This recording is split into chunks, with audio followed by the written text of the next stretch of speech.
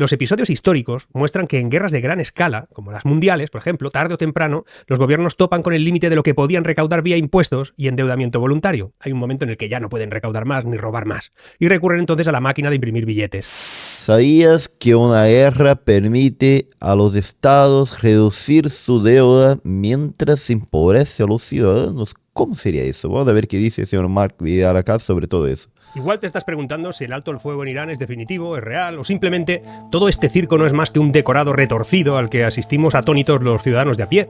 Pero igual deberías pensar si a alguien le conviene todo este tremendo lío. Históricamente, las guerras han ido de la mano con episodios de elevada inflación. Ya lo observaba Sun Tzu hacia el 500 a.C., donde está el ejército, los precios son altos. Cuando los precios suben, la riqueza del pueblo se agota. Esa frase milenaria resume un fenómeno clave. El esfuerzo bélico suele disparar los precios agotando la riqueza de la población civil en beneficio del Estado.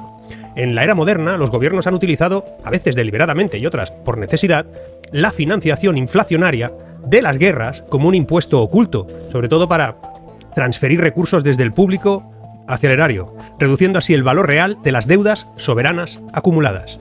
Quédate porque hoy vamos a explorar una cosa retorcida: los mecanismos económicos que vinculan el gasto militar, que en estos días están muy sobre la mesa, la emisión monetaria, la inflación y el alivio de la deuda pública.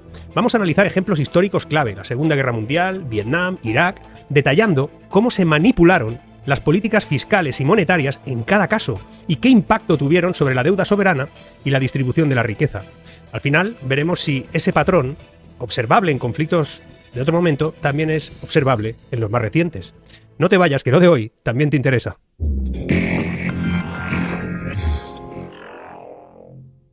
El estallido de una guerra genera un fuerte aumento del gasto público destinado al esfuerzo militar. Armas, tropas, logística, ok. Ese incremento brusco de la demanda agregada, puede impulsar la inflación si la economía opera cerca de su capacidad productiva. En la Segunda Guerra Mundial, por ejemplo, la movilización industrial de Estados Unidos llevó a la economía al pleno uso de su capacidad y eso contribuyó a presiones inflacionarias. Además de la demanda, las guerras pueden provocar choques de oferta. Si un país en conflicto es un gran productor de ciertos bienes, petróleo, metales, alimentos, tierras raras, y su producción o exportaciones se ven interrumpidas, la escasez resultante, eleva los precios de un modo internacional. Eso era uno de los miedos ahora de la guerra que hubo entre Israel y Irán. Justamente porque si cerrase el estrecho de Hormuz, podría, el mundo quedar sin casi 30% de las exportaciones del petróleo que viene de esta región. Y por eso iba a subir el precio de todo, pero bueno, ya no pasó. Mejor, ¿no? Así ocurrió con los shocks petroleros vinculados a conflictos bélicos, la guerra del Yom Kippur en el 73, la revolución iraní del 79. Todo eso duplicó el precio del crudo y detonó una inflación global elevadísima. Estados Unidos llegó al 7-9% a finales del 70. Y de modo similar, la invasión de Kuwait en el 90, por ejemplo, y la guerra del Golfo, que fue posterior, dispararon el barril de $34,77. Todo eso seguido de una fuerte alza inflacionaria a principios de los 90. Más recientemente, la guerra ruso-ucraniana, la que estamos todavía, llevó el crudo Brent a $135 aprox y elevó la inflación estadounidense al 8,5%, y en Europa también hemos vivido momentos de 2 cifras. Esos ejemplos ilustran cómo las guerras tienden a acelerar la inflación tanto por mayor demanda, gasto militar, como por perturbaciones en la oferta de bienes clave. ¿Ya me entendéis? Luego volveré a este tema. Pero vayamos primero a analizar la forma de financiar el esfuerzo bélico, que es clave en todo esto. Es algo que es crucial en la dinámica inflacionaria. No viene porque sí. Un Estado puede costear una guerra de 4 maneras básicas: aumentando impuestos, reduciendo otros gastos, emitiendo deuda pública o bien imprimiendo moneda. Eso sería financiación monetaria. Las dos primeras, más impuestos o recortes en partidas civiles, tienden a neutralizar la presión inflacionaria, pues restan poder adquisitivo al sector privado a medida que el gobierno gasta en esa guerra. En cambio, las dos últimas, endeudarse o emitir dinero, impulsan la demanda sin retraer inmediatamente el consumo privado, por lo que históricamente las grandes guerras acompañadas de endeudamiento masivo o emisión son las que han coincidido con los booms inflacionarios. Pensemos qué está pasando ahora. Cuando la guerra se financia mediante emisión monetaria, el Banco Central crea dinero para comprar bonos del gobierno o directamente financiar el déficit. En el caso de Europa, los centrales de cada país emiten y el Banco Central Europeo lo compra. Esto equivale a extraer recursos reales de la sociedad vía inflación. Al aumentar la masa de dinero en circulación sin un incremento equivalente de bienes, cada unidad monetaria pierde poder adquisitivo, no se empobrece. En términos económicos, la emisión actúa como un impuesto inflacionario que transfiere la riqueza de quienes poseen el dinero, es decir, nosotros, al emisor, que es el Estado. En efecto, al imprimir moneda, Para gastarla en la guerra, el gobierno puede adquirir bienes reales, armamentos, suministros, mientras diluye el valor de nuestra moneda. Y para eso tiene una buena justificativa el gobierno. Bueno, el país está en guerra. Yo- Puede hacer eso entonces. Empobreciéndonos a todos en términos reales, como tenedores de efectivo, como tenedores de bonos públicos. Este mecanismo de empobrecimiento ha sido usado repetidamente en conflictos mayores, cuando las demás fuentes de financiación se agotaban. Los episodios históricos muestran que en guerras de gran escala, como las mundiales, por ejemplo, tarde o temprano, los gobiernos topan con el límite de lo que podían recaudar vía impuestos y endeudamiento voluntario. Hay un momento en el que ya no pueden recaudar más ni robar más. Y recurren entonces a la máquina de imprimir billetes. Como ya sabemos, eso lleva al final al salto inflacionario. Vamos a ver, a continuación, varios conflictos clave del último siglo para ver si eso es así, examinando ese binomio guerra-inflación, si eso sirvió para aligerar las cargas de deuda soberana, qué implicaciones tuvo en términos de política fiscal, monetaria y de distribución de la riqueza. Porque igual eso explica muchas de las cosas que están pasando ahora. La Primera Guerra Mundial supuso un punto de inflexión en la reacción entre guerra y política monetaria. Los contendientes incurrieron en deudas sin precedentes para financiar aquella contienda y muchos abandonaron el patrón oro. Liberaron las manos de sus bancos centrales para emitir dinero. Vaya, qué gran idea. Al terminar la guerra, numerosas economías se enfrentaron a deudas públicas que eran abrumadoras y bases fiscales totalmente debilitadas. En ese contexto, resultó que varios gobiernos optaron explícita o tácitamente por monetizar sus deudas, provocando inflaciones masivas que redujeron drásticamente el valor real de las obligaciones. El caso más extremo obviamente fue Alemania, que fue obligada a pagar enormes reparaciones. Incapaz de generar ingresos suficientes, la República de Weimar recurrió a la impresión desaforada de marcos para cubrir gastos y deuda, desencadenando la famosa hiperinflación de 1921 y 1923.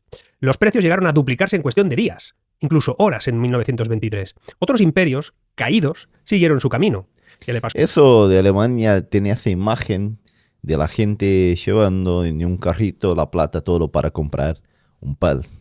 A Austria, le pasó a Hungría, a Polonia, a Rusia tras la Revolución. Sufrieron inflaciones galopantes e hiperinflación post-1918, debido a la emisión monetaria para financiar esos déficits y las deudas de toda aquella guerra. En Alemania, en Austria, la financiación monetaria degeneró en inflaciones tan descontroladas que virtualmente anularon la deuda pública a costa de arruinar a la clase media rentista, por ejemplo. En la práctica, esos países escaparon de sus deudas, es cierto, vía inflación, una forma de cesar pagos de forma encubierta, aunque el precio de un colapso económico y social era latente. Por contraste, algunas potencias vencedoras, los que ganaron, trataron de evitar la inflación posguerra retornando al oro, caso de Reino Unido, o implementando austeridad y alzas tributarias. Reino Unido estableció la convertibilidad del oro en 1925, de nuevo, al tipo prebélico, lo que implicó años de deflación interna para reducir los precios y los salarios. La posguerra evidenció dos enfoques totalmente contrarios: la inflación extrema como salida a deudas insostenibles en economías colapsadas versus la disciplina monetaria en países con capacidad de pago. Pero todo eso tuvo costos recesivos. Aquella lección quedaría grabada. La inflación podía ser una vía rápida, traumática, para liquidar deudas de guerra, transfiriendo el costo al público mediante la depreciación del dinero. Nos empobrecían a todos, las personas que vivieron aquel momento. Y eso en la Segunda Guerra Mundial llevó al endeudamiento público también y a la movilización económica a niveles totalmente récord. Los principales contendientes aprendieron de la década de 1930 que podían monetizar parte del esfuerzo bélico sin sufrir inmediatas consecuencias inflacionarias, siempre que se emplearan controles y, ojito, represión financiera. Esto nos va a sonar. En Estados Unidos, más de un tercio del PIB se destinó al gasto militar, financiado por déficits presupuestarios que eran colosales. Aunque el gobierno aumentó impuestos y adelantó la compra de bonos de guerra entre la población, la Reserva Federal también tuvo que contribuir creando dinero. Compró bonos del Tesoro. Efectivamente, prestó al gobierno dinero que acababa de salir de la impresora, y lo hizo para mantener bajos los costos de financiación. Es una trampa, era una trampa. Ese mecanismo significó que cerca de un 25% de los gastos de la guerra fueron cubiertos imprimiendo dólares. En circunstancias normales, tal expansión monetaria habría detonado una espiral inflacionaria, pero allí, entre el 42 y el 45, las autoridades impusieron estrictos controles de precios y de racionamiento de productos de consumo. Era la intervención de la economía, y así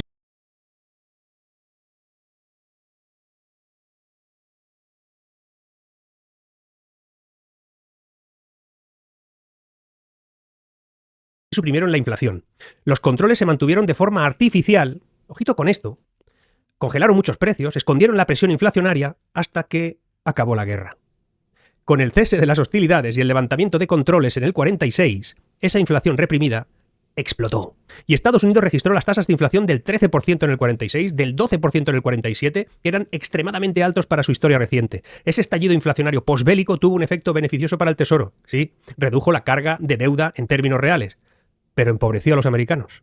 El gobierno, con apoyo de la Fed, mantuvo la represión financiera, que es un tope a las tasas de interés nominales, hasta el acuerdo del Tesoro Fed del 51. De modo que los bonos de guerra siguieron devengando intereses por debajo de la inflación. Y eso significaba, y significa ahora cuando lo hacen, transferir riqueza desde los ahorradores hacia el Estado. Es una trampa. Ese régimen de tipos bajos e inflación controlada, pero positiva, continuó hacia los 50 y permitió que para 1974 la deuda PIB de Estados Unidos descendiera a apenas un 23% desde aquel 106 que tuvieron. Tras la Segunda Guerra Mundial, muchos países aprovecharon ese periodo de inflación relativamente alta para erosionar su deuda. La inflación se convirtió en un instrumento de alivio de esa deuda, que se aplicaba deliberadamente bajo la apariencia de una recuperación económica. Repito, apariencia de recuperación económica. Y llegó la guerra de Vietnam, en el 65, y la gran inflación de los 70. El conflicto de Vietnam ocurrió en un contexto muy distinto. Guerra fría, economías en expansión, todo eso en realidad lo diferenciaba, pero el gasto bélico, la política monetaria laxa y la inflación acumulada existían. A diferencia de las guerras mundiales, Vietnam fue financiada sin movilización total de esa economía estadounidense, y no hubo control de precios, ni campañas masivas de bonos de guerra. Pero por el contrario, siempre aparece algo. Por el contrario, el presidente Lyndon B. Johnson procuró sostener simultáneamente el esfuerzo fiscal, que se llama GANS, y ambiciosos programas sociales denominados Gran Sociedad, BATER, así es como ellos, GANS and BATER, sin ajustes fiscales drásticos. Y eso derivó en un creciente déficit presupuestario a finales de los 60, que, bueno, la Reserva Federal en gran medida acomodaba manteniendo una política monetaria expansiva. Así es como se le llama normalmente a imprimir dinero. El resultado fue una inflación, que aunque al inicio subía lentamente, acabó escapando del control de todos en los años 70, y el presidente Nixon heredó una inflación creciente que llevaba una tendencia brutal, y en un intento desesperado por contenerla sin sacrificar la actividad, impuso controles de precios y salarios en el 71, una medida excepcional en tiempos de paz. Pero esos controles solo tuvieron éxito temporal, como es normal. Al ser levantados, la inflación reprimida volvió a explotar, y el periodo culminó en transformaciones monetarias que todavía pagamos. Fueron trascendentales. En el 71, ante la pérdida de reservas de oro y la sobreemisión de dólares, Estados Unidos abandonaba la convertibilidad dólar-oro. El colapso era inminente. Aquel colapso del sistema de Bretton Woods permitió devaluaciones del dólar, y eso sí que lo estamos pagando ahora, y liberó aún más la capacidad de la Fed para emitir moneda sin restricción metálica. Vale, le dio tinta para lo que necesitaran. Eso exportó parte de la inflación a los acreedores extranjeros, lo que eran tenedores de dólares, y representó en la práctica una transferencia de valor desde aquellos países hacia Estados Unidos al depreciarse el dólar. En los años... Acá está como prácticamente Estados Unidos hace para quedar cada vez más rico al costo de toda la población mundial. Siguientes, la inflación estadounidense se mantuvo hacia el 8% de promedio entre el 73 y el 81, y finalmente Paul Volcker, el que estaba al mando de la Fed por aquel entonces, aplicó una política monetaria muy restrictiva a finales del 79 para domar esa inflación, pero el daño ya estaba hecho y el virus ya circulaba libre. De hecho, todavía circula. Las guerras de finales del siglo XX y principios del XXI mostrarían un patrón inflacionario menos pronunciado, o es que han aprendido. En parte porque los bancos centrales ahora logran mantener una cierta credibilidad antiinflacionaria, porque representa que se dedican a eso, y porque la financiación bélica se basa más en deuda externa y menos en emisión directa. Es que han aprendido. Incluso en esos conflictos más acotados, ahora mismo se observan transferencias de riqueza vía inflación, o deuda, que sigue el esquema histórico. Posteriormente, hemos ido viendo y hemos vivido cosas similares que la primera guerra, por ejemplo, la primera guerra del Golfo, en Afganistán, en Irak, en Ucrania y en otros conflictos, como ahora. Pero en general, las guerras más recientes no han generado picos inflacionarios deliberados como en la posguerra mundial, pero igualmente han contribuido a la dinámica deuda-inflación. En el caso de Irak, Afganistán, el patrón de transferencia fue diferente. La carga recayó en las futuras generaciones. Eso es muy gordo. Y en acreedores extranjeros, más que en los ciudadanos de ese momento, ¿eh? Aún así, el impuesto inflacionario no desaparece, solo se posterga. La masiva acumulación de deuda pública global en las décadas 2000-2010, por las guerras, por la crisis que generan esas guerras, por los estímulos que se ponen cuando hay una crisis provocada por una guerra, todo eso finalmente topa con la realidad y ha topado en el 21 y 22 y todavía estamos ahí, con una inflación agregada, post-pandemia, guerra de Ucrania, que se ha ido reavivando en según qué momentos, pero ahora está algo... Eso de la guerra de Ucrania realmente... habría acá. Fue muy malo para Europa porque, bueno, tenía el gas re barato que compraban de Rusia, que hacía con que el coste de la energía fuese barato, y al final, por más que sancionó a Europa sancionó a Rusia, también terminó autosancionándose, ¿no? elevó los precios de todo por Europa. Entonces, creo, ¿no? Los dos lados de la guerra siempre sufren bastante. Controlada. Por eso en Europa, el retorno de la inflación del 22, más allá que la que tuvimos en el 80, tuvo un efecto colateral de reducir los coeficientes de deuda pública de países altamente endeudados al inflar el PIB nominal. Si tú tienes mucha inflación, el ratio de deuda baja. Si bien no se puede decir, no lo digo yo, que los gobiernos occidentales provocan las guerras buscando inflación, por Dios, yo no lo he dicho, sí la aprovechan. Es cierto que la brusca subida de precios del 22 en el conflicto ruso con Ucrania ayudó a aligerar temporalmente las montañas de deuda pública acumuladas tras la pandemia, que no somos tontos. Con todo esto, además, el alivio resulta efímero conforme los bancos centrales endurecen la política monetaria para domar la inflación. Juegan con ello y encarecen el servicio de la deuda a largo plazo. Eso es una transferencia de riqueza del libro y un impacto distributivo del impuesto inflacionario. Esto estaría en primero de primero. Un elemento central de la relación guerra-inflación es cómo se redistribuye la riqueza dentro de la economía. La inflación actúa como un mecanismo de transferencia sutil pero poderoso. Los deudores salen beneficiados porque pagan sus obligaciones en dinero de menor valor, mientras los acreedores y poseedores de activos monetarios pierden poder adquisitivo. Lo contrario a lo que debería de pasar. Cuando el Estado es deudor neto, como ocurre tras financiar una guerra, o participar de algún modo en ella, o en un rearme, o lo que sea, la inflación equivale a un traspaso de riqueza desde los ciudadanos hacia el gobierno. Los principales perjudicados son quienes mantienen ahorros en activos nominales de renta fija, como bonos, depósitos bancarios, o en dinero en efectivo, ya que la inflación erosiona el valor real de todo ello. Da igual el estrecho de Hormuz. Durante la Segunda Guerra Mundial y la posguerra, los hogares estadounidenses que compraron bonos gubernamentales a bajo interés por patriotismo terminaron recibiendo años después dólares con un poder de compra ridículo. No vaya a ser que nos pase lo mismo. Una pérdida en términos reales que favoreció al tesoro público. No vaya a ser que nos pase lo mismo. De manera semejante, la hiperinflación de la Alemania del 23 aniquiló los ahorros de la clase media, esos efectivos, cuentas, deudas, beneficiando implícitamente al Estado y a grandes deudores al evaporar sus pasivos. Y es que esa hiperinflación extrema, la transferencia fue total. El Estado alemán prácticamente eliminó su deuda interna, como te decía al principio, pero a costa de arruinar a todos sus ciudadanos, que vieron como sus ingresos reales se desplomaban. Y aquí es importante una cosa, destacar que el impuesto inflacionario tiende a ser regresivo en ausencia de correctivos. Los hogares más pobres y de clase media suelen tener una mayor fracción de una escasa riqueza de efectivo en cuentas corrientes y menos capacidad de resguardarse precisamente de la inflación, adquiriendo activos reales como por ejemplo inmuebles, acciones, materias primas.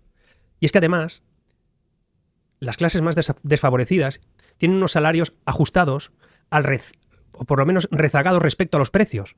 El uso de la inflación para aliviar deudas de guerra implica socializar las cargas de una manera opaca, oculta, con trampa, con decorados, con maquillaje. En lugar de un aumento transparente de impuestos, se devalúa el valor del dinero y reparte el costo de quienes poseen saldos monetarios. Esa transferencia de riqueza del público al Estado resuelve temporalmente el problema de solvencia gubernamental, pero no es neutral. Suele perjudicar a los sectores más vulnerables y desata conflictos distributivos entre asalariados, empresarios, deudores, acreedores, jóvenes inactivos, jubilados con ahorros, todos. ¡Qué hijos de puta! La historia muestra múltiples episodios en que el malestar por la pérdida de poder adquisitivo tuvo consecuencias políticas, Esto no es gratis. La hiperinflación alemana alimentó lo que alimentó. Por ello, los estados han recurrido a este expediente con mesura variable, conscientes de que inflar las deudas puede ser políticamente más fácil que los impagos o la austeridad, pero conlleva peligros. Por eso lo hacen con mucho cuidado. En base a ese recorrido histórico que acabamos de hacer, emerge un patrón. Hay un patrón, En numerosos episodios, la inflación inducida por conflictos bélicos ha servido como un mecanismo para redistribuir costos desde el Estado hacia la sociedad y así alivian la carga de las deudas públicas. Y te comes tú todo el marrón. Durante las grandes guerras del siglo XX, los gobiernos aprovecharon la financiación inflacionaria, ya fuera, no sé, imprimiendo, ya sabemos que lo saben hacer muy bien, dinero directamente, o manteniendo tipos de interés bajos frente a alzas de precios, y ahora volvemos a hablar de tipos bajos, para depreciar el valor real de las obligaciones que tienen. Esa manera de proceder equivale a un impuesto encubierto, permite reducir deudas colosales, sin enfrentarse abiertamente a la impopularidad de subir los impuestos de forma notable, e incluso, quién sabe, a suspender pagos. La Segunda Guerra Mundial y sus secuelas en realidad nos permiten, y todas las guerras, como ejemplo de qué es la represión financiera, conjugando rebajas de deudas soberanas, tanto en Estados Unidos, en Europa y donde haga falta. La década del 70, con otras guerras y otros shocks, también mostró erosión financiera, inflacionaria. Puede eliminar una parte sustancial de la deuda en pocos años, pero a costa de una inestabilidad económica y de un empobrecimiento brutal.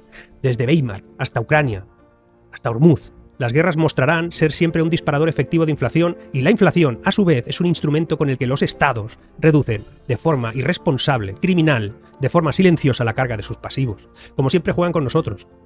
He intentado con este contenido que por lo menos, si nos roban, que no sea sin que lo sepas. No somos de los que desayunamos... Bárbara, si nos roba, que, ay, que no sea sin que lo sepas. Qué cosa, ¿no? Qué cosa. Porque la mayoría de las veces nos roban sin sabernos. Cloroformo, somos de los que más pronto que tarde cogeremos un buen puñado de piedras y romperemos los cristales de su puto castillo. Es cuestión de tiempo. Tic-tac. Seguimos. Mirad, señores, ¿qué les pareció eso, no? Cómo los grandes reinos, los grandes imperios utilizan, y todos los países prácticamente utilizan eso de la guerra justamente para, bueno, de una forma u otra, sacar más plata de la población. ¿Qué les parece eso? Déjame en los comentarios, me pareció bastante interesante.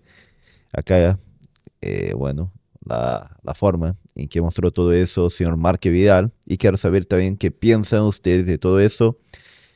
Por eso, dejar los comentarios. Soy Santiago Brazuca, acá desde el sur de Brasil, y trato de entender todo eso juntamente con ustedes.